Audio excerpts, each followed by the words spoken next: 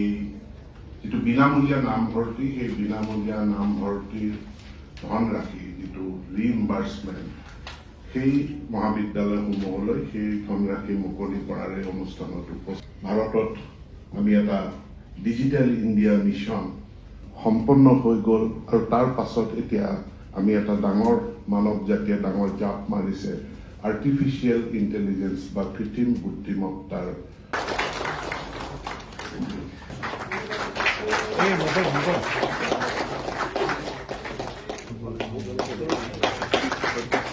পূব কামৰূপ মহাবিদ্যালয়।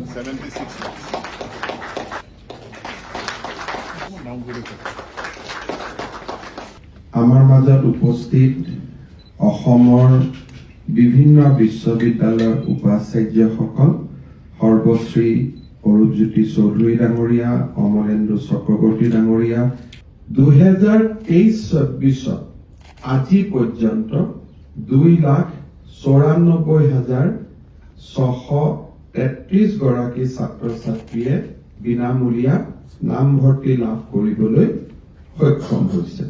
আৰু লগতে সাংবাদিক বন্ধুসকল, আমি সকলোকে কৃতজ্ঞতা জ্ঞাপন কৰিছো। এতিয়া ৰাষ্ট্ৰীয় সংগীতেৰে আজিৰ অনুষ্ঠানত সামৰি পৰিব। जय हे भारत भाग्य विधाता।